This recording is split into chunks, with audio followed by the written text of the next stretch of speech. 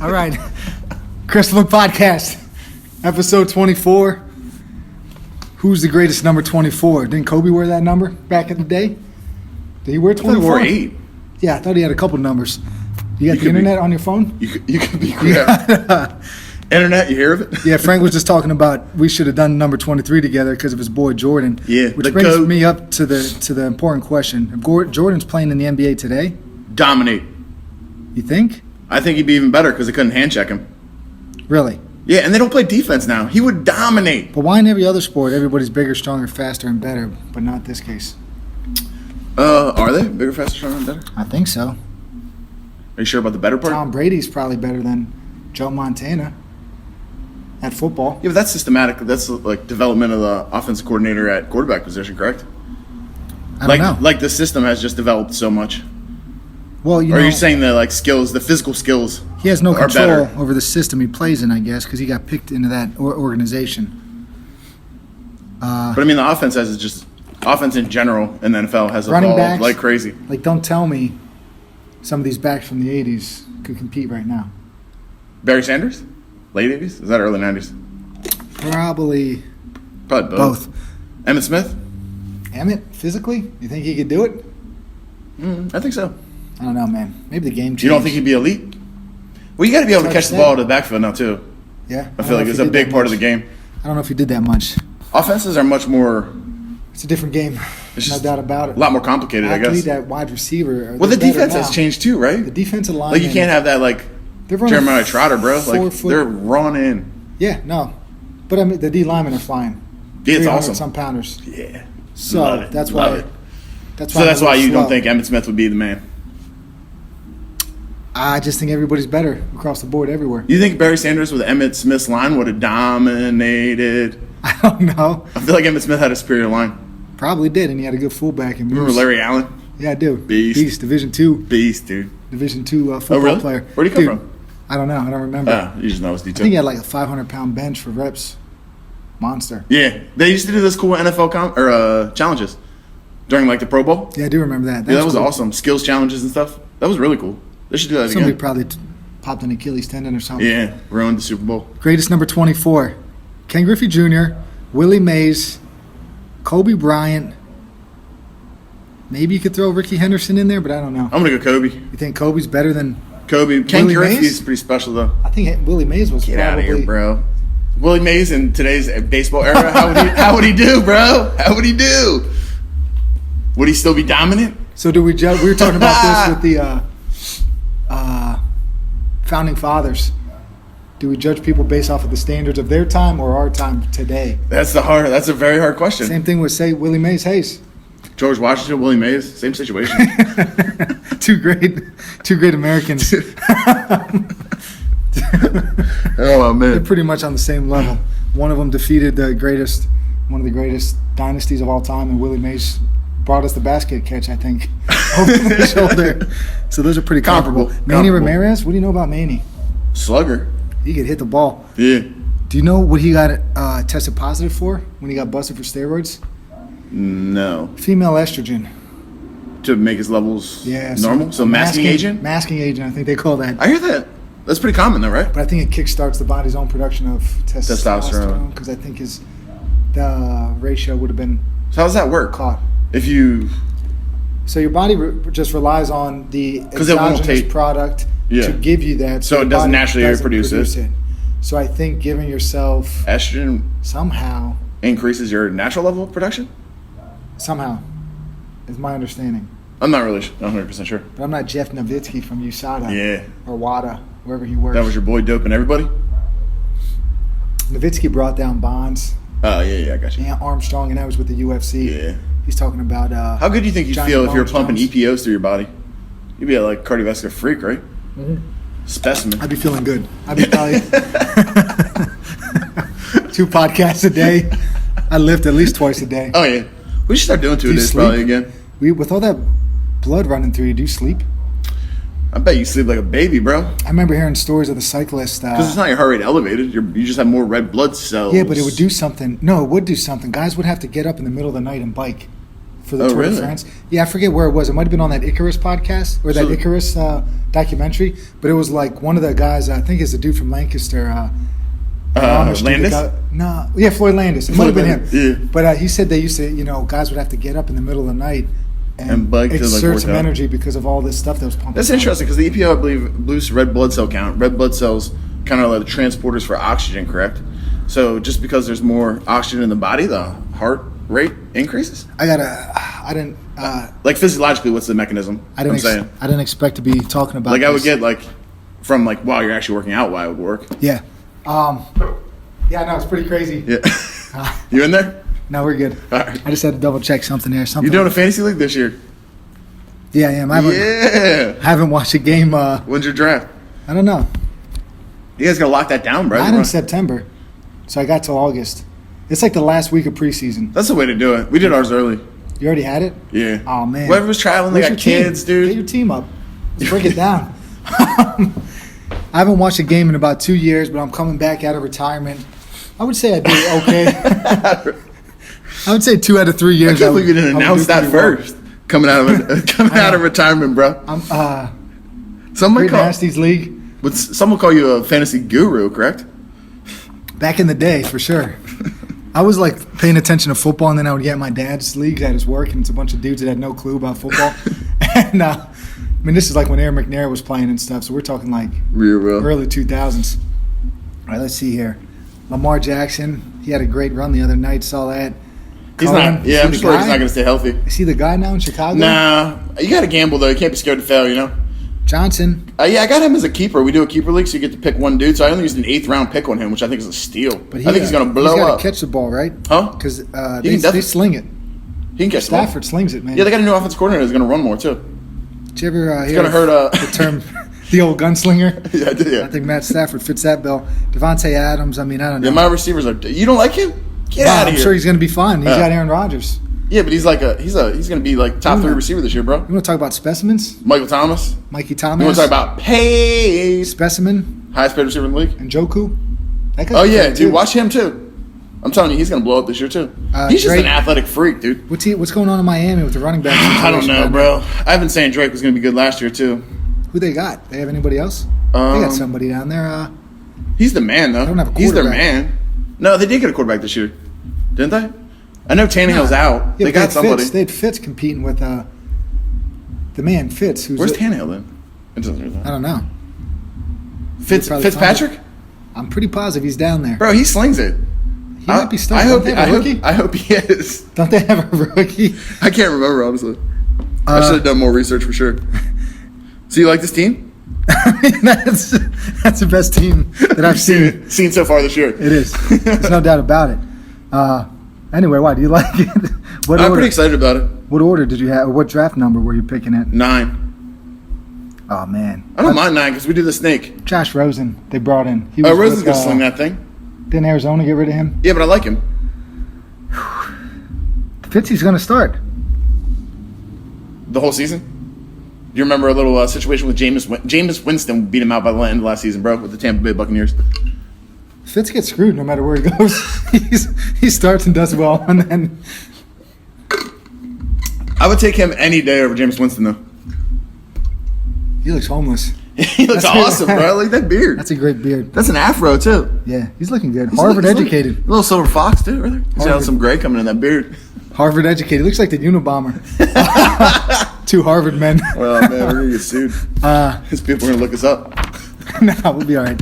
So anyway, man, we got the NFL coming. We had an argument / discussion. Cleveland Browns over-unders 9.5. I didn't even know what it was, but I'm like, just give me the under because it's Cleveland. Oh, they're winning over 10. 10 games? 10 games. Cleveland Browns. 100%. We're talking Baker Mayfield to OBJ. They got Landry on the other side. They got a running back stable of them. I don't know if Kareem Hunt can play this year because he's beating chicks and kids and stuff. But he got in trouble again, I think. He just can't stay out of trouble. But they got Nick Chubb, too. He's a beast. That tight end's a beast. I mean, their defense isn't awful. They got Myles Garrett, bro, coming in hot. Can you imagine Myles Garrett coming in your blind side? No, yeah, I couldn't. You might just take off and not run him, right? They have that, what's that coach, though? That old offensive coordinator from somewhere. What's his name? Kirch? Something with a K, I think. Kitchens, Freddie Kitchens. Oh, man. Do I believe in Freddie Kitchens? That's the real question. You got to believe in something, bro. so believe in Freddie? Where'd he come from, Arizona? I just want to see him do well, bro. They've been a heartbreak team for so long. I got to give him some credit if he was with Talking with Arizona. heart. Bruce Arians. Do you think they'll have a better record than the Steelers? Wait, Bruce Arians is the Bucs coach now. Yeah. I like that guy. Yeah. He's always got good hats and stuff. Yeah. Visors, is that right? No, he wears those like fedora, he wears those caps. Yeah. Whatever they I are. got you. The dude from Arizona, he does have. Yep. I was thinking he had visors. I don't know why. I mean, they got rid of him and then they went immediately downhill, Arizona. But anyway, all right, Freddie Kitchens, we'll see, man. So anyway, I'm still taking the under. I'll bet you right now how much money you got. Is it legal to bet on games in 10 or Pennsylvania under? right now? You said 9.5. I'm betting 9.5. Okay, I'll do over. 40? $40? What the hell? I'm not giving you 40. What? Like $5. El Jefes. $5. All right. Shout out El Jefes. They have delicious fajita bowls. Yeah, if you're in Bethlehem. What is that, 3rd? 4th? 4th Street? Yeah, right up the street from Wind Creek. New casino. Used to be the Sands. The logo is actually dope. You like that? Did you Kinda see the do. font? Did you see the font on the big thing yet? Still? I Yeah. didn't. Someone else was just talking about that, though. It's not good. Sands was better. We got 2 documentaries to sounds break better, down. too. What do you want to go with? Conspiracy, Well, I've neither seen Big either of them, Brother? so I'm just going to be... Big Brother, or I'm gonna be in this Westside thing. Barbell? Let's save Westside. All right. I've been getting into some crazy stuff. Brave New World. I've talked about it. Basically, what we got going on here is people are spying on us, kind of. Facebook, Cambridge Analytica, last election, Brexit, all of this stuff here. Long story short, this company here got hired. Facebook puts out these personality tests. Based off of these personality tests, they just started creating data points on anybody that ever took it. So then from these data points, which I think they said, like, if you're on Facebook, you have about 5,000 data points on each person. And by the time your kid is, what is that? Just making a note. I didn't want to interrupt your flow. And I think if you're a kid now, by the time you're 18, it's like there's going to be like 20,000 or 50,000 data points on everybody. But basically, from these personality tests, they figured out who the people that would be persuadable. So it wouldn't be that, like, if Frank was going to vote for Hillary, they wouldn't really go him because he was a staunch Hillary Clinton fan, hypothetically speaking. Or now for like Bernie Sanders. Let's say he's feeling the burn. So instead of going after Frank, who loves Bernie, they would go after somebody that was more persuadable like me. Like, hey, I might vote for the burn man. Yeah, Fluck. But You Trump, look like I might someone who go- can I might convince you to also- be a socialist more I'm somewhere. easily. I'm somewhere in between. So this company then would try to get me onto the side of Donald Trump because Trump hired Cambridge Analytica, whatever it is. People that were persuadable, they were just hitting them with propaganda. I'm calling it propaganda. I don't know what they would call it. Well- They would call it news information. But that's through Facebook? yeah, you know the sponsored ads. So and all how does that crap. company They're in court. work into the algorithm to push those to the specific people? I think all they have to do is you fill out this personality test and we got you. So as long as I don't fill out that, like I never did that. Me Did either, you? but they- I never knew that was a thing.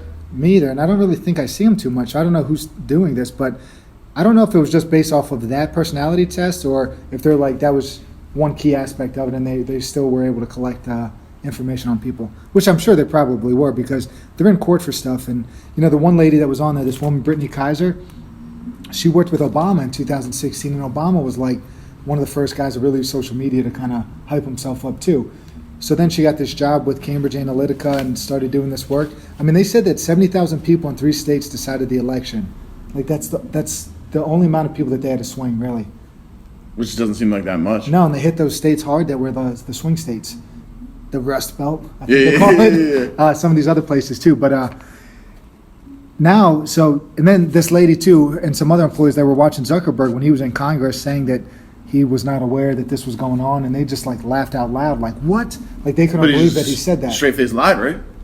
It appeared based off their reaction that yes, he was He just- aware and he lied, which is interesting. They talked about things like with Russia, which I think we might have talked But about. Zucks would lie. Can you imagine someone like that lying? Yeah, really. He looked like he was like an 11-year-old dude on the stand too. How old is he, man? He's got to be. He's got a baby face. What he developed in Harvard? He's got to be 33, pushing 36. 35? Yeah. I would bet. Another Harvard guy. He should grow his beard out like Fitz in the Unabomber. It was school to school when I was a freshman in college. Yeah. And I'm 35. I would assume he's older than me. Yeah. Well, I'm 34. 36, still. 38 range? Yeah. Then they talked about these rallies that were being created, like that lady that was on Joe Rogan talked about, Black Lives Matter, Blue Lives Matter rallies created in the same town. Is that the anti-fascist stuff? And then nobody showed up. The fake ones. The fake. Yeah, the fake I got ones. you. Just to get these two opposing groups in the same town, and then all hell breaks out. That stuff is crazy too. The Antifa thing. Yeah. Like that dude that was on Joe Rogan getting pummeled. Yeah. That little Asian dude. Filipino, right? I thought it was Vietnamese. Either way. Anyway. Yeah, that's just sad though that it goes to that level. So now that Fiegels would be upset about that. Yeah. He doesn't think you should ever take it to the level of violence. No, never. I argue self-defense and family defense is acceptable uses of violence. All holds go. To sum up this documentary, though. Yeah, What do you think? Like, where do we go from here? So this guy was on the. Like, they're going to be able to do it again, obviously. He's suing. This guy is a professor at a university. I forget where. He's suing them. David Carroll's his name. Suing to get his data back.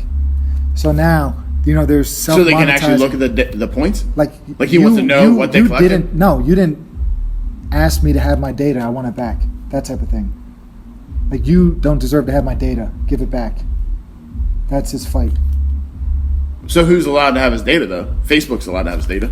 No. Or then he shouldn't even have an account, right? Maybe. I don't know what his point is. I don't know what he's trying to do. Like, I feel like there's got to be like some disclaimer, right? Like, if you sign up for these things and do these kind of things, like, they're going to collect your data. Remember the Twitter dude that was data's like the new, like the Twitter source guy, of wealth. The Twitter people that were on were saying like nobody reads it. Like, it's not our fault you don't read the terms of agreement. Yeah, exactly. Like, that's my point too. But I don't think. Well, Zuckerberg is saying he doesn't know anything about it, so he might not be willingly saying that this is part of the terms of agreement. Yeah, I don't know. It's all confusing. But I mean, even if this Cambridge Analytica wasn't involved, like, Facebook's still collecting all your data. They are. So is he against that as well? He might be collecting data in general. He might be. I mean, they're saying data rights are human rights. Seems kind of asinine. That's what they're saying. I feel like if you're willing to use it, you should be willing for them to collect your crap. Like, he thought eventually it was going to be people are going to be able to monetize their own data. Yeah. It's like, you want my data, you're going to have to pay me for it. What's the difference between doing this through social media or doing this in person? How Like, would you people do it hitting the streets and trying to, like, persuade somebody? persuade people. Just because they're Large specifically scale? finding those people? 87 million Like, people. why is it- You could get 87 million Facebook users fairly quickly. So just the ease of it, And then you could hammer them with propaganda every day, multiple times. if they keep. That's what it is. I'm starting to question What? some things. But anyway, so Brave New World, written in the 1930s and the 1950s. The guy, like the author Aldous Huxley, took a look at it again in Brave New World Revisited, which I'm still reading. But that's all it was, is like just repeating the same stuff over and over again. Like, he talked about Nazi Germany, what Hitler did, and how he was able to persuade people. He did things late at night because people were gonna be more agreeable at night, they found, than during the daytime. Like, this in the 1940s, people weren't going to be as Smart. Yeah, so he'd hold these big rallies at night. He'd repeat the same stuff over and over again. He'd try to get to their emotions, and that's really what's going on with these elections, I think. Playing to people's emotions. But it's really only a problem because it involves politics. Because you want them to collect some data on you, right? Because the algorithm's going to push stuff you want to see. Like, you just don't want them to convince Like you what? of stuff you don't want. That Amazon Prime buy? The scandal? No, whatever. Like that squat rack? Squat rack, people lifting, like, right? When you're on Amazon, they like look at your followers and like what you're engaging in and what you're liking, and then they try to give you more stuff like that as well. Not just like this like scammy type. Well, I don't want to change the way you perceive. If I go on there on Amazon, Bernie Sanders. If I go on and buy white tees on Amazon.com, yeah, I don't want to see that in my Facebook ads. I don't get it like that though. Like that. If we're talking about white tees right now and my phone's right here, I'm gonna get one later though. You should buy a pack. Nah, I might. For your buck. That guy that brought the meals in this week, that business. Yeah, found you on Facebook. But you can search by Jim too. I might have looked him up. No, I may have looked him up. I don't remember. So then he paid money for that. But then I was starting to get. I want my data back. No, I'm just kidding. Their business started. But isn't that good that small business can help this small business can, like, that kind of networking? You would think if it's going to generate revenues on both sides, could be good. But they're trying to get me to buy it from them, but you're going to sell it then and make money, right? No. Yeah, I don't want him in here then. I don't think I'm necessary. No, I didn't agree to anything. I just ate one of their meals and it was mediocre. Yeah. So we'll see what these other two have. But, mediocre. Like, I would eat it, but it wasn't.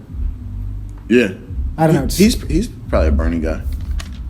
Yeah, he's in there. Did you listen to Bernie on Yeah, you Joe want to Rogan? talk about it? Let's bring it up. Sure. Burn Man. What's he want to do? What's his big things? Feel the burn. He wants to increase minimum wage Why?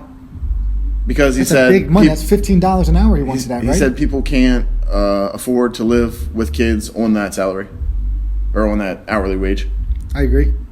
But He's more than doubling it from $7.25 or whatever it is to 15 bills an hour.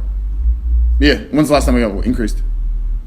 I don't know, but it was a long time. No, it wasn't. But isn't the point of minimum wage just jobs bump is so you get another job? Like if I didn't have a crappy minimum wage job, I'd probably not work this job / run this business / whatever, you know? Like I feel like that's part of like the learning curve of life. Like I don't think you should get paid a substantial amount of money to do like small tasks that don't require skills. The whole point of getting like you need to have value. So if you're not valuable enough to provide whatever service, I don't know. No, I totally agree. It's two things that come to mind with me, and they would probably piss people off. But like, if you're losing your job to somebody from out of this country, like that's your fault. Develop a skill set of some sort, right? Yeah. Like if this guy's willing to do something for $7 an hour and you're not, what do you want to do about it? Like, then don't work, I guess. Yeah. Right. And then the other thing is people that go on strikes demanding more money, and I'm always of the thought. I think I read that once that like Walt Disney just fired everybody once because they wanted to go on strike or something. Yeah. It's like, you're a teacher around here and you're going to go on strike because the next school district over makes $6,000 more a year. You're making $94,000 now. You want to go to $100,000 a year to teach? Just go to that district. Try to get a job there, and if you can't, then that is what it you're is. out of luck. Like you can't demand your employer to give you more money. Yeah. I don't think you should. I mean, you can. I think you can negotiate. I don't think that's the problem. I think if you don't, I don't think there's anything wrong with negotiating a higher wage or whatever. I think the problem lies if you're trying to negotiate a different wage. Say you were my employer.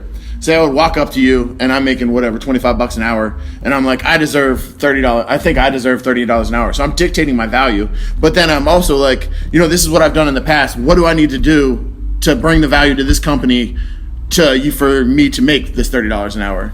So I think it's always got to come back to value. Like if you're that valuable to that company, don't you think you would deserve that money? Mm-hmm. So like I think you just need to look at it wrong. You don't deserve anything just because you exist. That's another thing with minimum wage. I think a lot of those people don't work that hard to I shouldn't say that. Well, some people don't necessarily like. If you say you make fries, do people that make fries make minimum wage? I don't really know.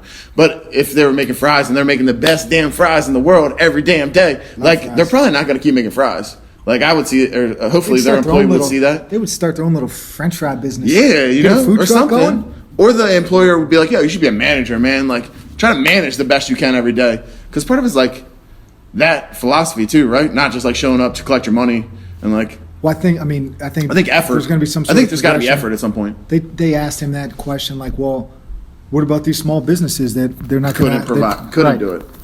So I guess a small business has to make more money, or they just remove the position because it's a double whammy, though, isn't it? Because larger companies are just going to use AI and like robotics. They're going to, Like if you have money, like, and instead of paying them $15 an hour, I would eliminate every job possible and automate them all. Run that way. Yeah, no, that's. And then you're saying the lower end, people aren't going to be able to do that with small businesses. So I feel like it's going to make it harder to get jobs in general. I don't know. Yeah, I think there'll just be different. It'll be an elimination of jobs. There'll just be different jobs, though. I think. Yeah, I guess that's like the argument always, right? Things like they built a factory. Industrial revolution. Yeah. They're going to take our jobs. Yeah. It's like maybe you're just going to work differently. That's. I see your point there too. Find a skill set. Do something different. Just develop a skill. I'm not against minimum wage increasing either. Like if you want to like do some like I'm just saying that's a big jump. Yeah. Maybe he went big. Why don't you increase? Maybe he went big to so you meet in the middle. Maybe I don't know. I Burn Man also wants a tax. Yeah, let's talk about that. I don't like the reasons why he's wanting to add taxes. Wait, but which one? Like the Wall Street thing? No, I think Amazon and all these companies should pay taxes, bro. I don't. Oh yeah. I don't see why they're like. I don't understand. I don't understand why there are loopholes. Really, I don't because get of it. Some sort of special corporation or something? Is that what it is? I don't have a clue. Like Warren Buffett was on this one thing I watched a couple years ago, and he said that he paid under like whatever 10%, saying the average American was paying whatever. So maybe I'm just not. I mean, how do we educate ourselves so we don't have to pay taxes then? Like, how do you find out that information? How do they not pay taxes? I don't know. Like, it's not even Amazon saying less than 10, right? Not that Jeff Bezos didn't pay any taxes, but Amazon the company, hasn't paid taxes in like 5 years, correct? Yeah. So, like, how's that even a thing? I don't know, man. And it's not just them. There's several like, it was like huge all the corporations that don't pay taxes. All the big dogs. Like, I'm cool with taxing them.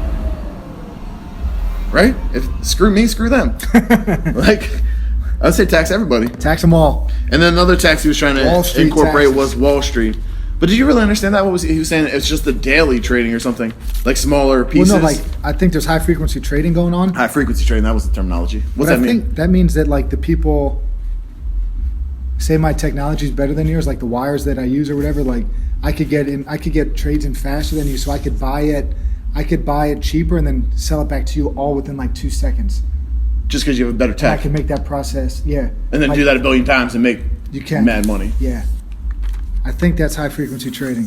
Like, that's dope. Because so like the I just think it's going to create a bigger gap though. Like that'll kill their profit margin, so they're just I think there's going to create a bigger right? gap than the high profile people, the huge companies. I don't think they're going to care as much about the tax if he does it. They're going to be able to survive and still maybe do that what they're doing now, and then that's just going to. I think some of the lower level people, if they're starting to get hit with taxes, maybe that would affect their business a little bit. I don't know. What is that going to solve? That's going to solve his one problem: is education, free college, maybe. Free college, yeah. What do you think about free college? I don't know. The way he spins it sounds fine to me. Like, back in California in 1932, we had free public schools up to 12th grade. I just want to extend it a few years. All right, that's fine. Same with this healthcare thing. We give free healthcare to people, 65 and older. I want to bump it back to 25 and older or whatever. And it's like, all right. That's a lot of people. Oh, I know. I'm not saying a lot of people, bro. I'm not really saying I agree with it, but I heard what he said, and if he frames it that way, all right, sounds reasonable. Do you think what doesn't sound reasonable? Would taxing those two things that he was talking about though generate that much tax Probably. money? You think so? Probably. I mean, it's kind of wild to even think about, right? I don't even want to look how many trades go on in a day. And he was talking about a minuscule amount. Millions, trillions. What do you think it is? I don't know. I mean, what is? His but if they get taxed, it's going to drive that rate up too. They'll just sell them for more on the second cut. Black market trade? Bitcoin. No, just kidding. Let's bring Bitcoin back. Bitcoin. I wonder what Bernie cryptocurrency. Get your legs back, baby. What do you think Burn Man thinks of Bitcoin? I bet he's got a stash. Do you hear Acorns, the app? What? Acorns, the app? No. So it sounds pretty cool. Like I didn't actually look into it too much. I don't know how fees and how much they take. But every purchase you'll make on your card rounds up to the dollar. All right. So like if you buy coffee all the time. 99 cents. Is that right? Your coffees are like $3.50. So if you buy a coffee for $3.50, it would make it $4 in your account and 50 cents would go into investment. Great idea. Yeah, right. I thought so too. Yeah. There's got to be a catch. When how much they take or something. I don't know. I need to look more into it, but it sounded like a great idea. I don't know how some apps. Is it an advertising thing? How they make money? That's my question. I have no clue. Call them up, Acorn. Yo, what's up, Acorn? We'll have to get first official sponsor, Acorn. Chris Fluck Podcast. I'll start using them, man. Yeah, for sure. I'll push it too. What was I going with? You said Bernie was sitting on a stack of cryptocurrency. Oh, they say his state's awful. So that's the thing too. I find funny is that there's some people that are some of these guys that are mayors, like that guy Pete Buttigieg. They're like, dude, they don't even like him in his own town. And that guy from New York, De Blasio, New Yorkers hate him, but he's gonna run for the presidency. It's like, who's taking care of their city? Who's taking care of their town when they're out doing all this bull crap? It's a valid point, bro. Probably not currently doing the job either, though. So probably wouldn't be ran any differently. All right. Politicians are. Yeah, I don't know. Hard to trust, I would say. I feel like they're always trying to deceive me on both sides of the party. I feel like it's all just corrupt. Yeah. So what's the solution? If you're liberal or conservative. Do you want to move? I don't think so, because there's so much opportunity in America. I don't even think I could do what I'm doing right now in a lot of other countries. Especially if you look at it the whole world spectrum. You want to go tax-free? Puerto Rico, man, they're trying to get American business down there. Yeah. Start a business, go down to Puerto Rico. But doesn't there have to be money around me to generate revenue with what I do specifically? Not if you're an online web-based business. Put your headquarters down there, start hiring some locals. They're also underwater, though. That whole Puerto Rico got hammered 2 years ago with. I think that's why they're trying to get. Money influx? Yes. Why no taxes? So no taxes at all? Because they want business to be there. But only that? Is there personal income tax? I don't know. For the people? I don't know. Maybe it's favorable. They're trying to get people to move there. I only heard that from a guy Who knows a guy? Heard that guy through the grapevine. I'd call that a guy that knows a guy that knows your brother, your the only cousin, thing I know, his dad. Most of the information comes from podcasts, so that's why I heard Podcasts and books. That's why I heard it. You're trying to get all the knowledge. You got to consume to create, brother. Remember that. That's my life lesson for you for the day. What do you got? You got a note written down there? That was about personality. The personality test. Oh, the freaking. I was gonna because I would just Myers-Briggs. Oh, I have done that stuff in the past actually. Yeah, not through Facebook or anything. That's the big one. What do you got here? Personality test, just like. No, I was asking when you were explaining the Cambridge Analytica thing. Oh, it was like. I was trying to figure out how they got them. Dude, it was like strongly agree, disagree, like stuff. But is that like through their website or through Facebook? Like I'm assuming it's like a Facebook, like Facebook website. I think. Sorry, click through Facebook. Yeah. And then that website got. Yeah. So, technically, that website's kind of fault too, right? It might be Cambridge Analytica's website. That got directed to maybe. Interesting. Maybe. I'm not exactly sure. I got to brush up on my internet scandals. I didn't do any. Cybercrime, bro. It's a future crime. Is it? Probably.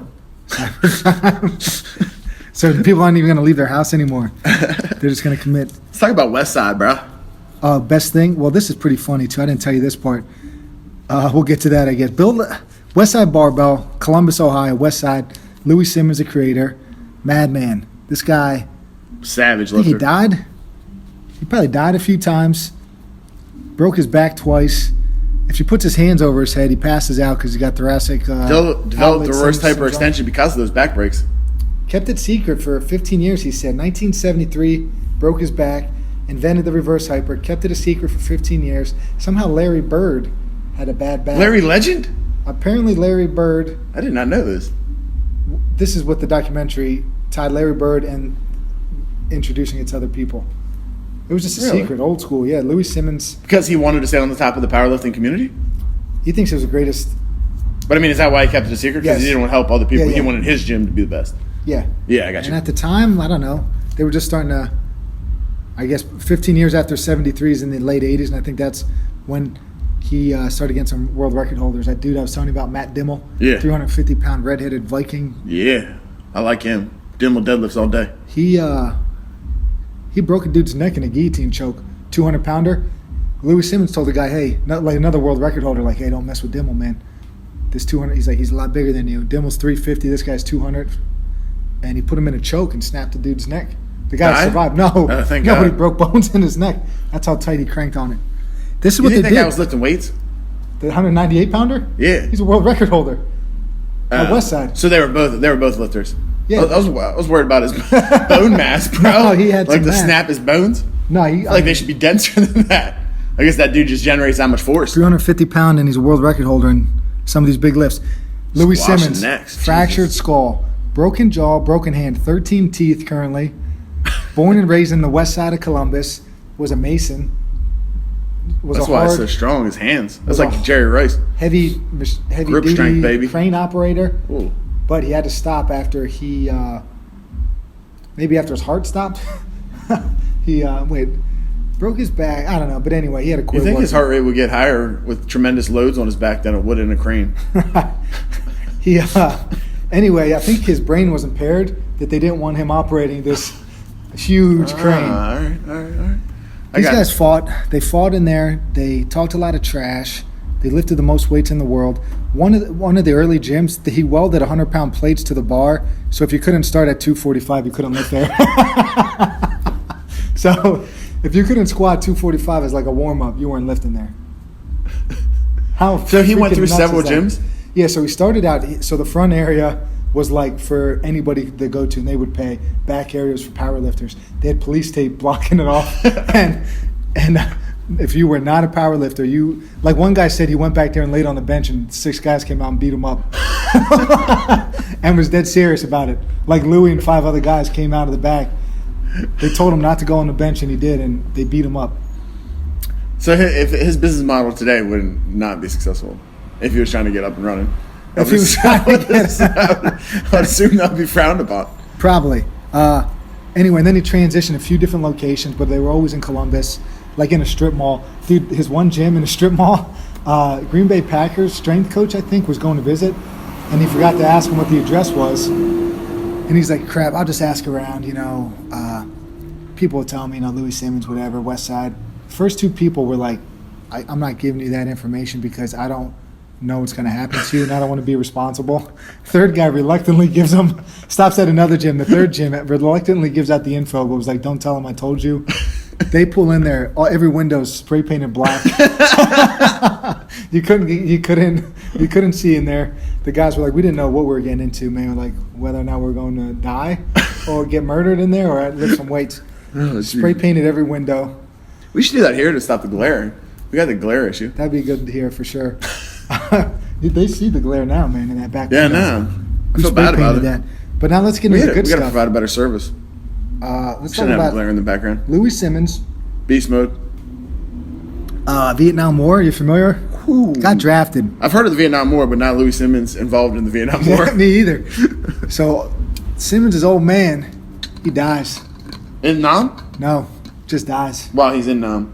So instead of sending Louis to Vietnam because he was the last living Simmons heir, they stationed him in Berlin. And then somehow there was a connection with seeing Training magazine maybe in Berlin and then coming back home. I forgot to look this gym up, Culver City. Can you look that? Just type in Culver City Gym, like my old kid that used to come in, Culver. Culver.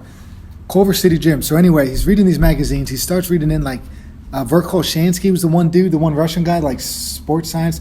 I think I've actually bought one of the books and just never read it. It's like a text. One of these Russian guys. So the Americans, what are we doing over here other than losing in powerlifting? We're doing this like Western periodization thing where... You said it's supposed to be overseas? No, it's in California. Oh, yeah. But there was something about him being in Berlin and something about this gym that inspired him to start... that inspired him to do some of the things that he started doing. But... So the Western periodization would be like just it's a straight... Culver City, California. Yeah, no, if it's nothing there, it's nothing there. So it's like, hey, you start at 100 pounds, you do 10 reps. Next week, you're going to do 110 pounds for 8 reps, and then 120 pounds for 6 reps, whatever. It's like Western periodization was kind of going in that route. So when they got closer to the meet, their weights would go up, reps would come down, and then intensity up, volume down. Yes. So the volume part of it would be like the amount of total work you do in the day. To sum it up completely, if you were running a mile, your volume for that day is a mile. But if you do sprints, say you do 6 100-meter sprints, your volume for that day is only 600 meters. But the intensity on those sprints are higher. That's like kind of what they did with the weightlifting. The weights would go up, like do less reps. 70% compared to 95. Yes.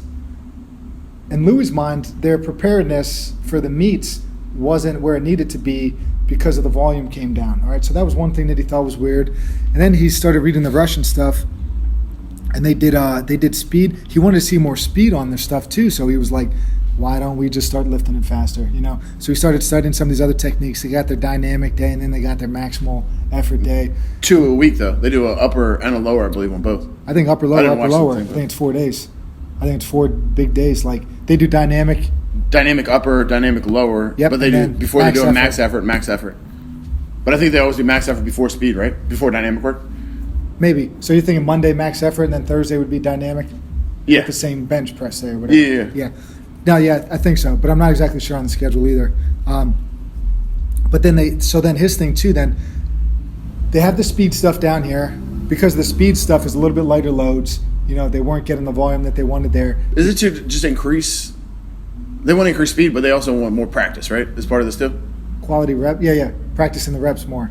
Because they're going to do. It's so specific to those motions. They get more practice doing 2 days like that as well. Whereas you couldn't do 4 max effort days, obviously. Yeah. So they're getting more reps in. Yeah. Yeah, that was part of it too, but I wasn't going to mention that. I forgot about that. They have the speed day, they have the heavy lifting day, and then he wanted to figure out a way where to fit this volume in because he wanted his guys to probably have a little bit more muscle mass, but then be able to compete and not like get tired after a few lifts per se. So then he took all of his accommodate or his accessory lifts, and they did high volume stuff, a bunch of accessory stuff. So if you're doing a squat, deadlift day, he uses reverse hyper. He's probably doing good mornings, rack pulls. I don't know, like a bunch of you can finish that first. RDLs. Like I don't even know. Good. Yeah, I already said the good morning, but what were you gonna say? So I want to watch this. I'm actually pretty excited to watch it. But so like his part of his theory was the not getting used to certain lifts, so he would have constant variation. Did he have constant variation on accessory lifts too, or it was just on main lifts? I think they did switch those things up. So it was all just kind of like. I think so. It was different. He didn't. All they talked about with that, like, what's that? Just a comment, like the law of variability, or no? What did he call it? Accommodation. Law of accommodation is what change exercise periodically to avoid the law of your body's just going to become accommodated to what you're doing. So every 3 weeks or whatever it may be, like switch up your big lift. So you're doing bench press one day for a certain block, then you're going to do floor presses, incline presses, whatever. Block or the board presses, stuff like that. So that was his one big thing too, is that he wanted to, in terms of doing the heavy lifting day, speed day, accessory work is a lot of volume. Did he run that through his peaking program up to the main event? I think so. So he didn't get more specific and do more. I don't think so. All right. But they don't lay that out either. Yeah. I don't even know. Louis probably has books out and stuff that outlines that, but like I don't know. I've never read it. What else then? Speed day. The single joint moves. That's what they did for the volume. A lot of single joint stuff. Style? I think so. Yeah. But a lot of those dudes look yoked. Yeah. Then he changed them periodically, and then eventually they came across bands and chains and stuff. And Louis like, I'm not the inventor of this stuff, but I was just smart enough to use it. Like, so they had no clue what they were doing. They were just getting these big bands and just throwing them on bars, and they were like, not enough. So they had the videos of guys with like 3 bands on there with, he said he saw a guy deadlift 800 pounds with 675 pounds worth of bands on.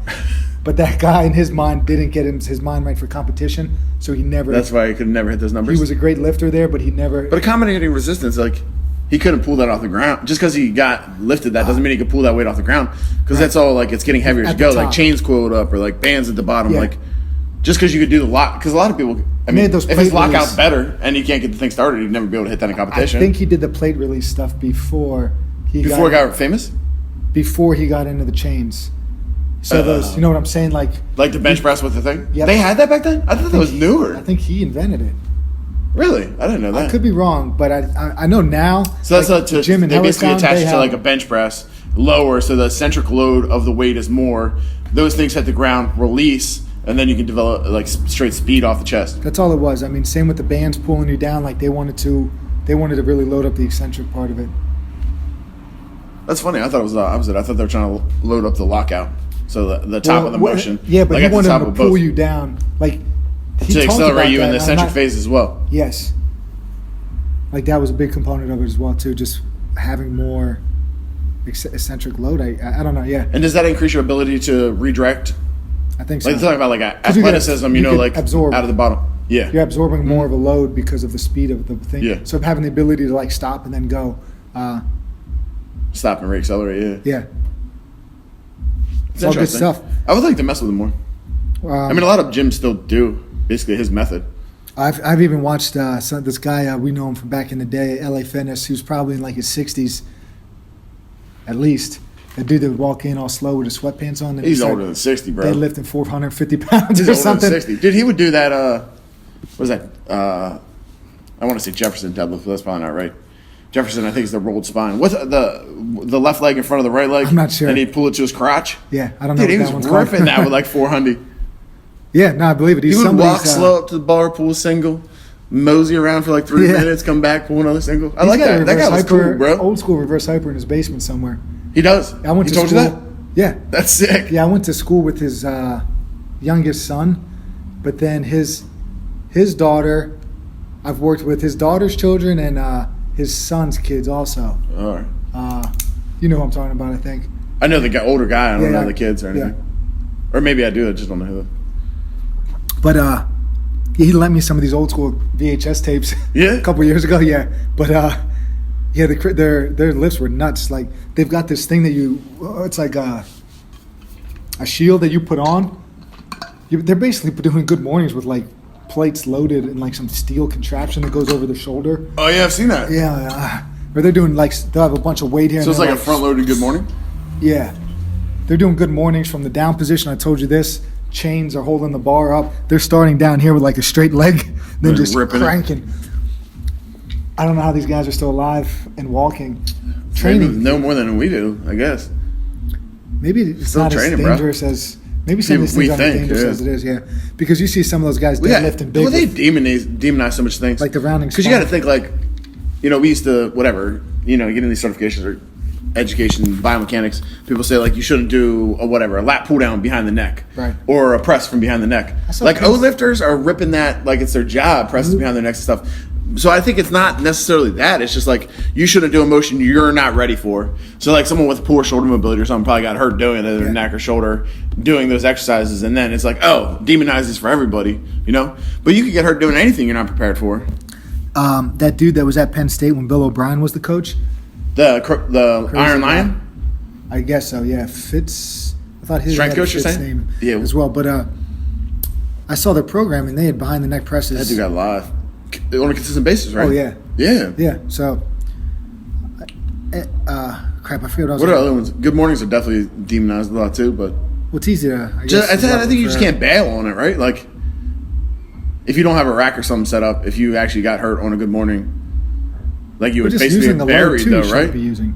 Yeah. Yeah, because actually, prescription of load is definitely huge, too, right? Well, you were saying, too, like, you need practice. And I know is Louis stuff on percentages? Yeah. Yeah.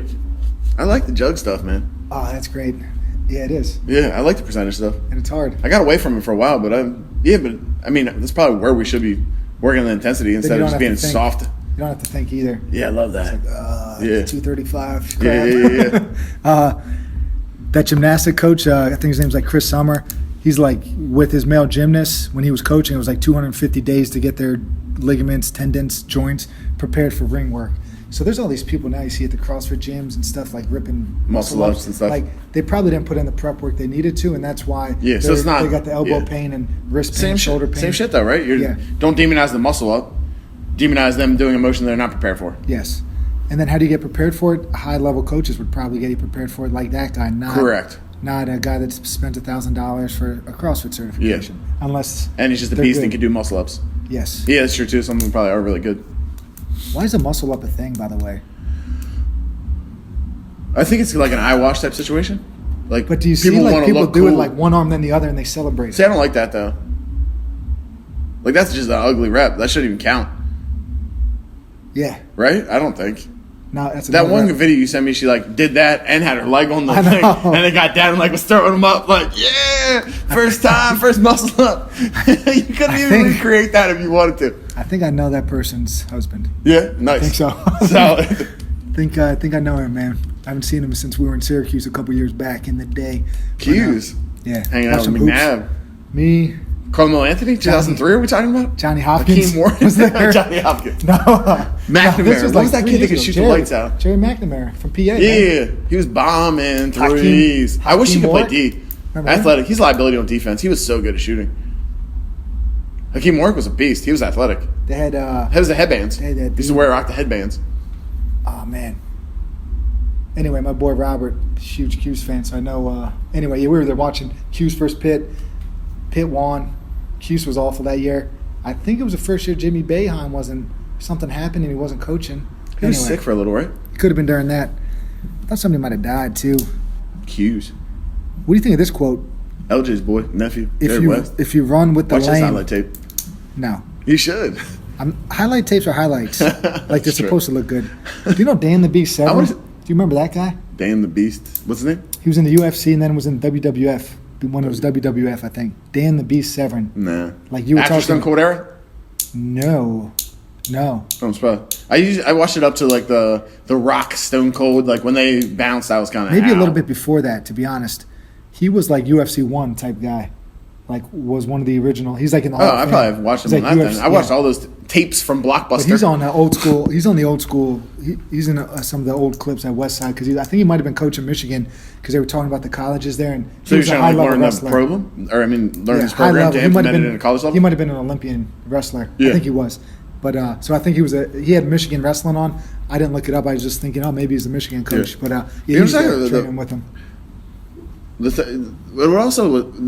covered that in that, or you heard that somewhere else? He won't. No, but the Raw thing.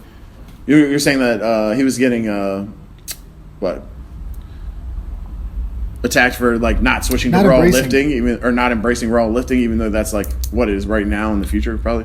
Yeah, well, that Dave Hoff was on there. He's like, I don't want to have the best squat raw. I want to have the biggest squat.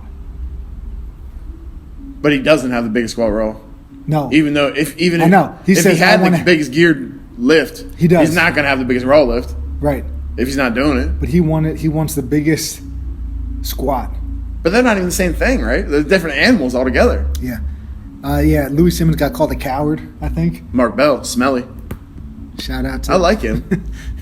Bigger, faster, stronger. Watch it if you haven't. The Meathead Millionaire, is that his name? His brother's a good director, man. Yeah. I like a lot of his stuff. We're going to have to break those down Yeah. one day. Pharmaceutical Thugs? Yeah. What's the Kratom one called? A Leaf of Faith. A Leaf of Faith. That was good, too. Did he have another one in there? Yeah. Trophy Kids. I didn't see that yet, actually. Parents, still on Netflix? Parents.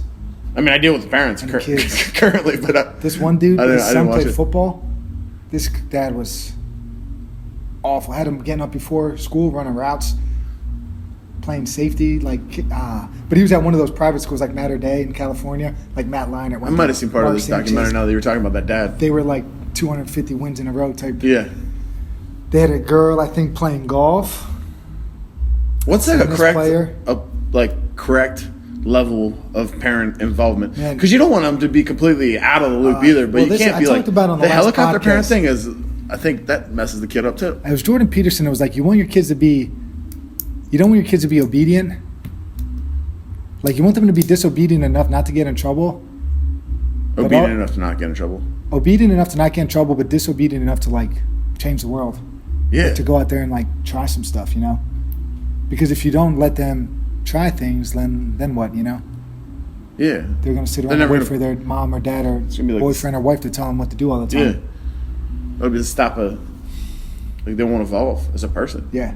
Right? So what do you do with kids? You let them explore, I think, and that's it. And then just have a standard so that they drop them don't, off and get out. Yeah. With a thing like this. I think so. Like lessons and stuff. But or tennis lessons, all that kind of stuff. Probably any kind of direct coaching. Let's say you're coaching football. I think Brader was big on that. Your boy you talked to last time. Jason Brader. I've heard. Yeah, he talked about that before. We talked about it. Like that's the best thing. Just drop the kid off. Let me do what I do best. But I remember the conversation we talked about on the podcast like 8 years ago. It was like guys just not being able to show the kids like 10 and they're learning how to tackle and they're not able to show them. How are they supposed to learn? The coach. Yeah. You wouldn't. Right? That's how you have to be physically capable of doing the skill in order to coach. So as somebody that is in the know, say, or thinks they know what they're talking about as a parent, what do? You sit back and watch that going on? Hey, my kid's head getting in there, getting a little risky business, and let somebody else coach them? Or do you say, don't play, I don't feel comfortable with it? Or do you coach? I guess those are your options. And you choose the coach. You would choose the coach. What would you choose? I don't think I would. I wouldn't want them to not do a sport just because. No, do something I feel like else. sports do so much for kids, man. Like, not just learning the sport, but just everything that comes along with it. Well, there's some kids, I don't want to say most, but there's some kids that I know have awful relationships with their father because of that, you know? Like, it drives them apart because the dad's like harping and like. You go home and you're hearing the same stuff. Yeah. Yeah, man. Did you ever watch the movie Varsity Blues? No, it wasn't Varsity Blues. That was a good movie too, though. What is that? With Boobie Miles? Yeah, that dad. Just like straight harping on his kid hard. Alcoholic. Tim McGraw. Tim McGraw, man. He was good in that. Shout out to Tim. Smashing the ball out of his hands. I think he was an alcoholic in real life at that time. He was just playing. Oh, he was just playing himself. Basically, that's what I. He's clean now. He's actually pretty lean. Yoked. Yeah. No, he's lean. I wouldn't say yoked, but he's lean. I think he's addicted to exercise now. He just works out like a for sure. He's got his addiction changed. He's got a gym chain going. I would say though, if you're going to be addicted to something, I would rather be addicted to the gym than alcohol. Probably. It's probably fair. I would assume. Probably fair. Westside? Westside till we die. If you run with the lame, you'll develop a limp. Yeah, we should train with stronger people. What do you think of that? I love it. And then what makes about me feel bad about myself, though. I should ask Jordan Peterson what he thinks. You got his number? I'm going to win or I'm going to die. I like the first one better, but... No, like, that's part of it. Like, that's the whole... It's all one quote? I'm training to win. If you run with a limp, you develop No, they're two different quotes. Two different quotes. Like, he's going to die in the weight room. That's his goal, I think. He will. Because he's not going to stop training. He probably will die in the weight room. Craziness is what it is. If you run with the lame, you develop a limp. You'll develop a limp. How true is that, though? I think it's 100% true. Like, not even just with training. That's why you got to be so careful with like who you develop a circle with. Yeah, I agree 100%. That's why I wrote it down. I like that. Can we finally paint something on this wall? Yeah, should we do it? Yeah. Shout out to Louis Simmons. Yeah. All right, fine. Deal. He What else probably we got? stole it, though. You think that's his quote? Yeah. Okay. He had another quote that was we'll like, shout out. he's got that pit bull as their mascot, and he's like, you put your wife in the trunk of your car for a week or for a day, maybe. You're going to let her out. She's going to be pissed at you. You put your dog in the trunk for a day, you let him out, he's going to be happy to see you. It's true, though. I was like, all right, there you have it, Louis. 3 minutes without oxygen, 3 days without water, 3 weeks without food, bro. You know what? We're not even going to get to that book, man. Which one? Should we even get into it? Remember, I wanted to talk about good calories, bad calories. Oh, yeah, I was actually interested to learn about that, too. You got time in? We're 50. We're 50 minutes in right now? I don't even know when we stopped. Do you have to get home? I grip it and rip it. How long just go with it. All right, here we go. I'm going to finish this, make this our last thing. This is it. We're summing this thing up. I read this a while back. It took a while. Gary Tobbs was awful podcast where he had that debate. These guys were just You just can't listen to babies. him. It's not that his information isn't good. He's just very hard to listen to. So- and he kept interrupting that other dude. Calling him the wrong name. Yeah. The whole time. You think that's on purpose? Yeah. Yeah, I do too. Anyway, like 1825, more or less rigid abstinence from everything that is starchy or floury. So going back to 1820, people are recommending get rid of that stuff. Good old days. Obesity back in the day. People were living good back then. Obesity rates from the 60s through the 80s remained relatively constant between 12 and 14%. 1860s through 1890s. 1960s to 1980s. Oh, wow. Then the eat less fat, eat more carb shift occurred, and we are now over 33%. We're So starting to see over some anecdotal stuff there. You went from 15 to 33? 16 to 33? Is that what it was? Yeah. No. 12 to 14%. Whew. That's a For big 20 increase. years. I know. To 33. Then they got some other stuff, they use like cholesterol, if you lower your cholesterol from 400 milligrams to 300, from 400 milligrams to 300 milligrams, your cholesterol level will, I don't know what intake that would be, or just your overall cholesterol. That's got to be total, yeah, but it doesn't blood break it down to test. HDL or LDLs, which is stupid, isn't it? It's if you decrease it by 100 milligrams or total, it lowers your cholesterol level by 1%. So it does lower it. So now they're just talking about some of these studies that say, hey, let's do this. But it's like, really, how much is this impacting my life? Yeah. Somewhere in here it talks about like you might be able to add 2 days or 4 weeks onto your total lifespan if you like. So it's like, yeah, you are going to live longer, but is it really that much? So it's not substantial. Some stuff, I would say. And then it got into some studies that are still going on, but huge issues with selection bias and confirmation bias, where it's like Ansel Keys was a name that they used, where he was a pro, fat is going to lead to heart disease kind of thing. But they were Was that the cherry main picking. one? The saturated fat guy? He was the initial guy, and then there was like George McGovern's name gets thrown in there too, as he had these dietary standards. I think he might have been involved with the food pyramid and stuff like that. But they were just cherry picking data to support what they wanted to. Yeah, that's like they did different countries, but then they threw out the countries that didn't support their idea. Yes. Yeah. Yeah, that type of stuff.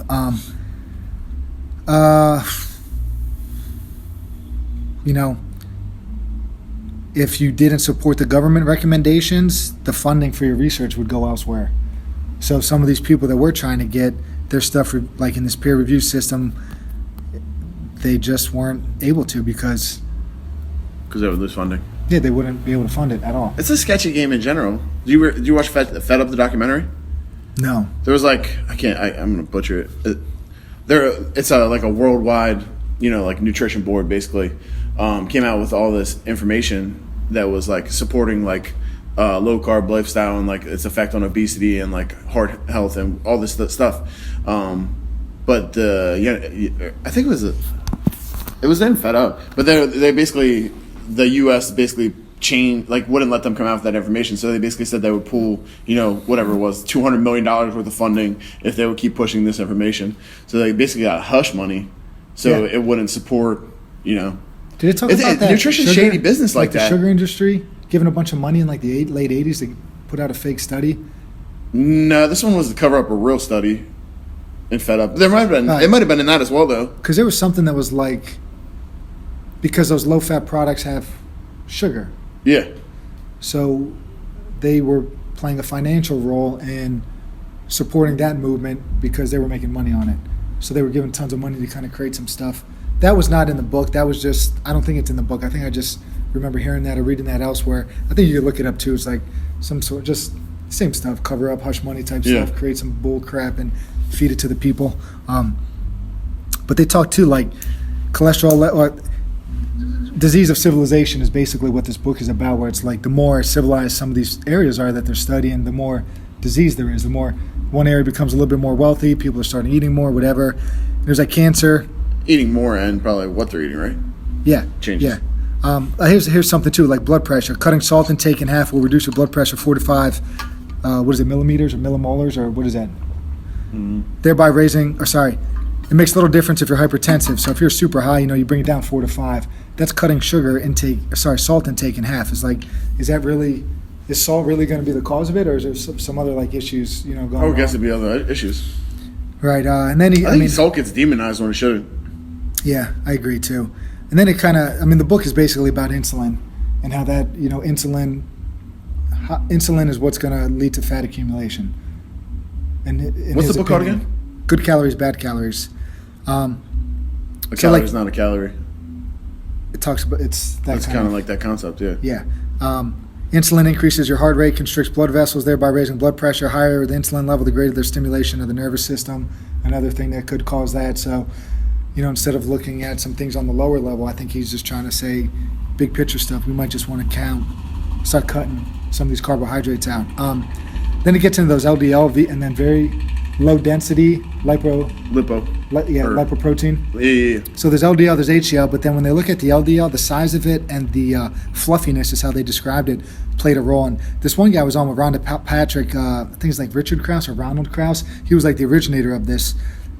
When he was like one of the first guys to really look at it. So large fluffy LDL implies low risk of heart disease. If you have small dense LDL, so very dense LDLs, like that is what's going to lead. That's like the dangerous one that could lead to stuff. So it's not just about your LDL level; it's about the size of it and what it looks like when it's. Can you test for that? Yeah, it does. Yeah, it does show up on stuff. Do normal people test for that though? I don't think it shows up on normal stuff. You might have to ask for it. But it's like, and then that guy Krause, 10% fat in your diet, 2 out of 3 of your particles are going to be small and dense, which you don't want. If 35% of your diet is that, 1 out of 3. If 46% of your diet is fat, 1 out of 5 of your particles are very dense. So the more fat in your diet, according to this guy, would give you those better, more healthy. Yeah. LDLs. Yeah.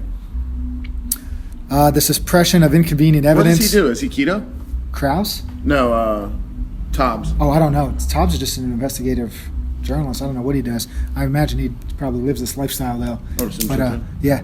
The suppression of inconvenient evidence is an old trick in our profession, but ignoring difficulties is a poor way of solving them. So this is just one guy that's doing the research. If something doesn't support you, like we talked about it, the Neanderthals. I just read the cover of.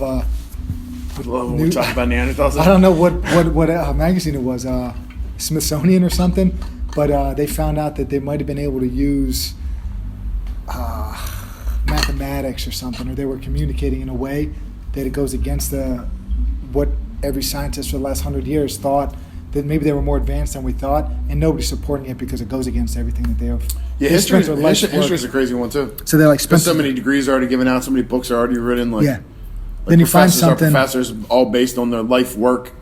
That's what I've heard them talking about that with ancient Egypt and stuff too. Like pyramids, they're like finding new stuff now, but no one's getting on board with these new guys because it totally is like it's the same thing in this book. What they've thought for so long. The first person that spoke out against this got laughed at. Yeah. We talked about with one of the guys that comes in, the first person that brought up the idea, hey, we should probably wash our hands after we're doing surgeries. They found out that taking a body to the morgue and then coming to perform a surgery, that these people were getting infected with stuff and then dying. So this guy's like, maybe we should wash our hands, and he just got laughed at. Like, you're an idiot. Yeah. We don't need to wash our hands. You crazy? And then it turned out it was like what they do now, right? Scrubbing in and scrubbing out. But that dude got laughed at. So high fructose corn syrup. Oof. So basically with that, I never really understood the whole thing with it, but fructose stimulates the liver to produce triglycerides, and then the glucose stimulates insulin secretion. So because it's half and half, you're basically getting the worst of both sugars in one little spill. So I think that's where the argument awfulness. for fructose in fruit is better than having glucose. Yeah, just not together because you're getting too negative. So like fructose by itself, maybe there's some sort of balancing act going on there. But when with it's glucose, it causes when insulin it's spike. made like this, it's not, because it's paired up with the glucose. So I think eating some fructose by itself might not be as bad, but when you combine it with table sugar or whatever it is, like, things start to get a little hairy. I don't need it anyway, so it's all good. After just going up, I try to avoid like the plague right now. The brain. What's good for the heart's good for the brain. Diabetics have twice the likelihood of developing Alzheimer's as non-diabetics. Diabetics on insulin therapy have a 4-fold increase in getting Alzheimer's. 100%. So the beatus, man. The betas get you. Beatus will get you. Also, what was that documentary they're talking about? They were calling diabetes type 3 in some countries, like this, the dementia Alzheimer's type 3 or whatever. Yeah. Yeah. You heard that? Yeah. This was another cool thing that I never really thought of. So this guy, Higginson, shout out to Higgs. Yeah. Hig dog. So he talked about the environmental movement responsible for some of these misinterpretations that's going on. So like man-made chemicals play a minimal role in human cancers. Diet plays the largest role. So us thinking like, you know what? The processed crap is trash? No, like plastic's going to give me cancer. That's plastic. probably what you eat. Man-made like food. Plastic like may give you cancer, food, yeah. but that's probably not what's causing it for most people. It's what you're consuming. So instead of saying we got to get rid of these things, like why don't you focus on what actually matters, and it's probably what you consume on a daily basis. Part of the reason people are fighting against plastic isn't just human health, though. It's the right. ecosystem of the world. Air pollution, then. Maybe, I don't know. Basically what he said, if they could make people believe that cancer was going to result from from pollution, this would enable them to facilitate the cleanup of water, of air, whatever it is. So the environmental movement saw some of this, and they were using that as their trigger to get funding and do all this other stuff. But it really probably wasn't going to bring down the cancer levels of the overall population. All right. It was just to get awareness for their environmental movement. Yeah. Whereas what you eat, drink on a daily basis probably plays a bigger role. So the focus should be shifted to that if you want to lower cancer levels. What do you think? Which I do. I think it kind of makes sense. It does kind of make sense how you just said it. Yeah. And now we're getting to the IGF-1 situation. So insulin-like growth factors. So you eat these high carbohydrate foods, insulin level is going to go up. IGF-1 also goes up. And, going back to World War II, they found in this, they're doing some studies on animals, like tumors grow remarkably slow in semi-starved animals. So in some animals, they have a tumor, put them on a ketogenic diet or something like that, it starves the tumor, it decreases, maybe doesn't even come back. Fasting, right? Yeah, but there's like a farm in Texas, I think, that takes these terminal dogs and like puts them on this diet, and they stay alive for a decent amount of time. What's the quality of life like? Hopefully fine, I would imagine. Yeah. I don't know. Shutting down the IGF receptor in mice will lead to so if you eliminate that receptor in mice, a strong inhibition, if not total suppression of tumor growth. So just removing that part in a mouse would. Are they going to be able to do stuff like that in humans at some point? Maybe that's why they're doing it on animals now. I don't know. I would assume so, right? Right. Well, that's what you're studying it. The role of IGF in cancer appears to be fundamental, albeit still controversial. IGF has been found to enhance the growth and formation of tumor cells directly. IGF signals cells to divide and multiply. So that's troublesome when there's a sick cell, a damaged cell, because it's going to multiply at higher rates. We got issues. Elevations of insulin and IGF will increase the risk of disease and shorten life. And so any diet or lifestyle that elevates insulin and makes IGF more available to the cells and tissues is likely to be more detrimental. Obviously, they use the term likely because it's still, either it's controversial or not totally proven yet, but it's somebody's opinion. Makes sense to me. Some guys like Dom DiAgostino, if you listen to him on some of these podcasts, he's like this ketogenic man. I think he's the man to listen to in that. I don't think I've even heard of him. He's that guy I told you deadlifted 585 on a 10-day fast. Oh, fasted. Yeah, 505 I like that 10. story. I haven't heard too much about him, but he's good. Well, yeah, I guess it's just what you listen to. But anyway, yeah, he's doing a lot of the research and kind of stumbled into this stuff because the ketogenic diet was, I think, removed seizures in children. Kids that were epileptic, they put them on that diet, and their seizures either Totally it. went away or happened. They go over that in the Paleo Lifestyle documentary. Yeah, which is cool. Super cool. From 1971 to 2000, American men increased calorie consumption by an average of 150 calories per day. Women increased by over 350. So 30 years roughly, 150 calories a day. You start doing the math on that. We got 700, over 1,000 calories a week. Yeah, For women, 20, over 2,300 calories a week. An increase in 30 years. It's a lot. We do, I think, average 150-pound man with 10% body fat, they're carrying enough fat calories to survive 1 month or more of total starvation. 150-pounder, dude. At 10% body fat. That's Not that lean-ish. much. 15 pounds of fat. Yeah. That's what the book says, man. Sounds crazy. Well, I guess a 150 Why do you pound man think- has very low metabolic rate to start with.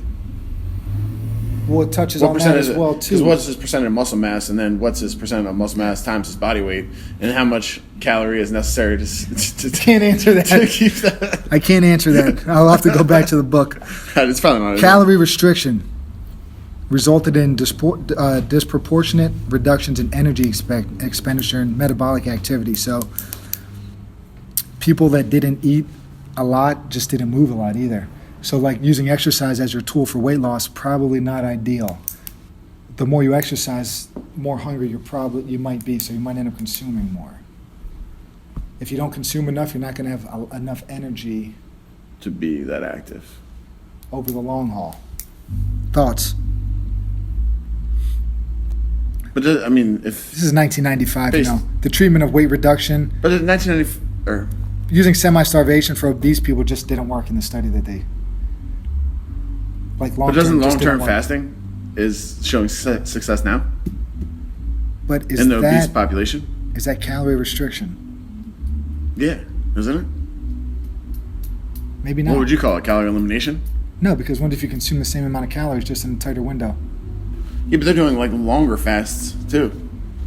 Like they're doing 0 calories a day for like 3 to 5 days and stuff too, to treat obesity. In those like centers. I think we're talking about cutting 250 calories a day is going to get you X amount of pounds lost. What is it, 3,500 calories for fat? Yeah, To something lose a like that. pound of fat. So say 350 calories a day over 10 days, you should lose a pound of fat. It doesn't work that way. Nah. Studies indicate it's not going to work that way. Yeah, and it doesn't work in reverse either.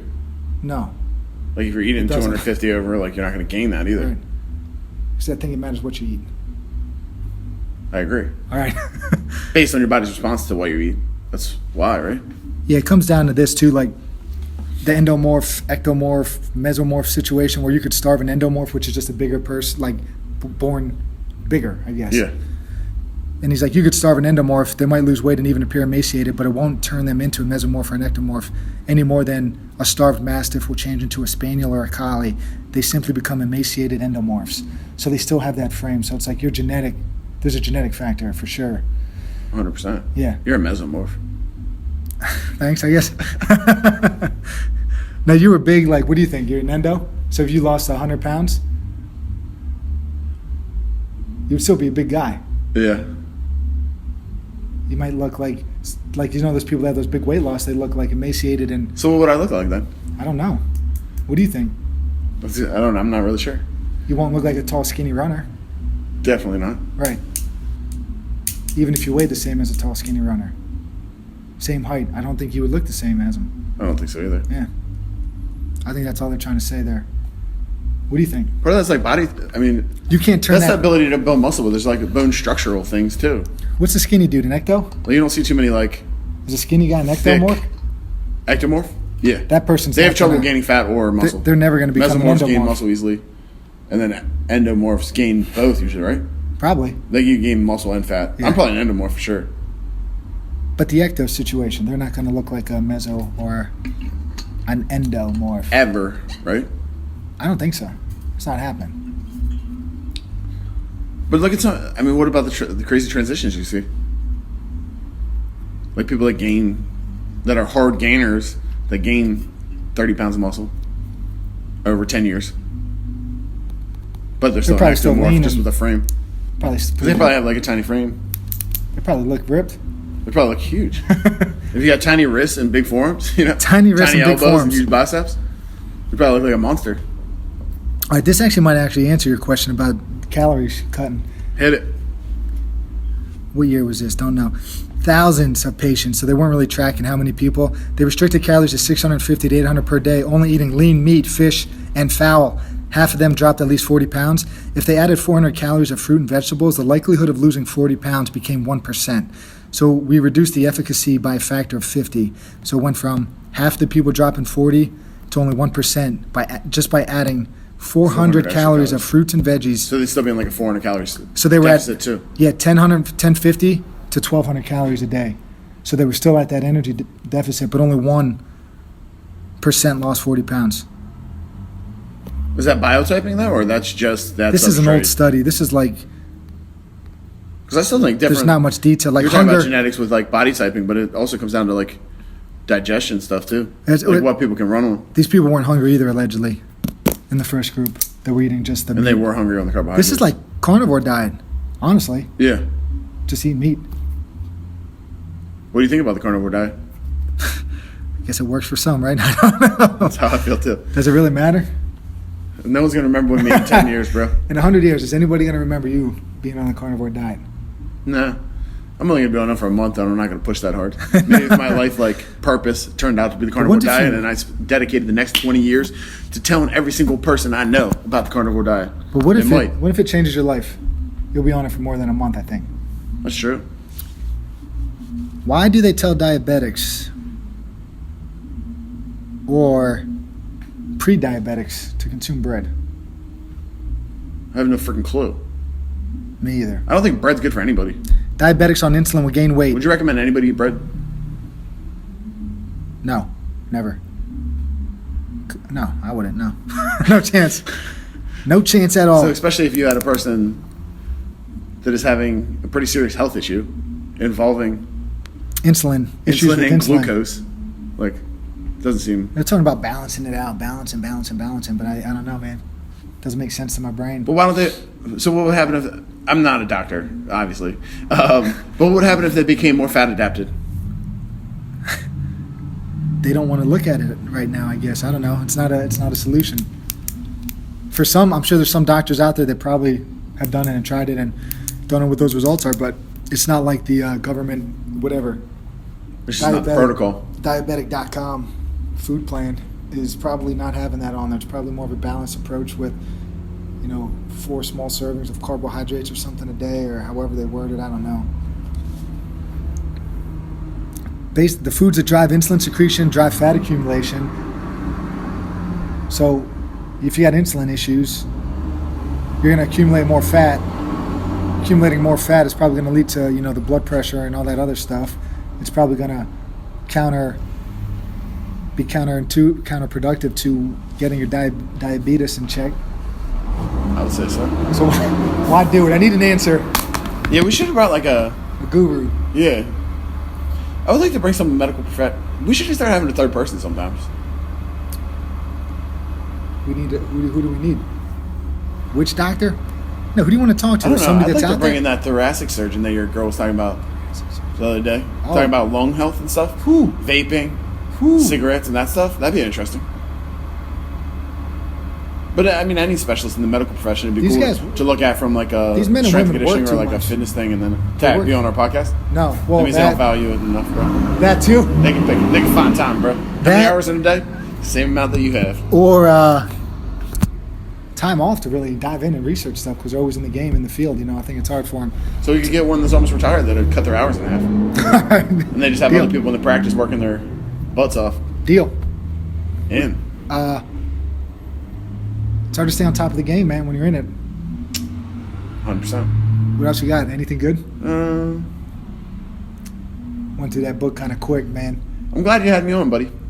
I'm leaving for Cali. So. Yeah, he's out. Where are you going? Hit him with it. California. 2 weeks. I'll be gone for 2 weeks. We're going to be hiking through some national parks. So we're going to Joshua Tree, Pinnacle, Kings Canyon, which will be really cool. I'm really excited about Sequoia and Yosemite as well. Why? I just love being in nature, bro. I think it's good for me. My mind feels really good. I feel good moving. Like walking all day makes me feel good. I feel like sometimes I'm too sedentary when I'm here. So I think there's something special about being in the woods, man. You say it gets your mind right? It does get my mind right, 100%. And it's just beautiful. There's something like healing about being in nature, I think, for sure. Do you ever think about living out there? Out in the woods, out in the brush? I think they call it the bush. I don't know about that. Bush. I would live in like a 100-acre farm in like Montana, or like live out that way. I don't know if I would like live in like a. Well, you're talking with like what kind of like out in the bush, like man, just roughing it. But like cowboy camping in the Sure. bush, Yeah. like just a sleeping bag kind of situation. Man. I probably wouldn't do that. You don't think you could? Oh, I could. Sad, I wouldn't want to. Might test it out. 1 week, 2 weeks, 3 weeks. What do you think? I would start with 4 at least. Just a month. All right. You know, your boy Pat McNamara. You ever hear? Yeah. You listen to him talk? Yeah. The guy, what's his name? Something Tactical. Real World Tactical. I know. Yeah. No. It's not Real World Tactical. That's that other guy. That's that yoke dude that's doing crazy stuff. Whatever. Pat McNamara. He said that's one of his favorite things to do. Like take a couple guys out and like go on like an expedition, like out in Colorado or somewhere, and like get it like as far away as you can, like out of cell service. Go and like take just a little bit of food, and then you got to hunt your food and like just be out there like for like periods of like 2 to 4 weeks, and just like really learn a lot about yourself. I would test that theory about lasting a month just on your butt with my body fat stores, because I don't think I'd be killing anything. That 150-pound guy that could live for a month. So you would just fast for a month? What am I? You would have to get a water source. I'll drink some water. I'll eat some berries. Do you think if it came down to it, you could fashion your own weapons to kill an animal? If it's that or die, I imagine I would try. Right? Yeah, but you think you're capable of killing an animal to survive? No, developing a weapon. The weapon. Yeah. I think it would be harder than we think. If there's chimpanzees... And what animal can you get close enough to kill it with? Like, I mean, you would have to have some kind of like... I would just do I would think bow or spear. Hunter-gatherers do and just run them. Persistence hunting, I think. What if you're by yourself? I'll run it to the ground, man. Just chasing a horse around. Your breathing pattern is better than that horse? Not a horse. I'm not going to kill a horse. That sounds awful. Buffalo. I just run that buffalo to death. Yo, some deer will come after you though, right? Like a moose would not have that. No, they wouldn't. No chance.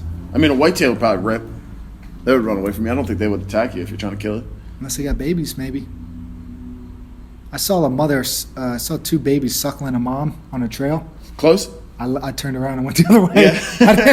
I didn't want to mess with find out. No. You worry about that with bears for sure, bro. You know what? These guys are right on the path here. I'm just going to... What do I got to worry about in Cali? They got mountain lions out there. We're talking mountain lions, rattlesnakes. Rattlesnakes, yeah. Coyotes. Our snakes around here are baby kittenish. Like the copperhead, timber rattler, western PA. Griffith. You know, rattlesnakes are cool, though. Like, they at least warn you, so you're not going to get up on one. Oh, yeah, they're cool. Like, if you hear it, you bounce. They're cool. I mean, I would bounce. For warning you and stuff before they kill you, yeah. Like, if it was a venomous snake that, like, you could, like, almost step on and it would get you. Like a black mamba? That's scary. Yo, India's got some dirty snakes. New Zealand, Australia. You're talking about deadly animals, bro. You're not living in the bush out there. I'm not. No. Game over. It's been real. It's been fun. It's been real fun. See you guys. Peace.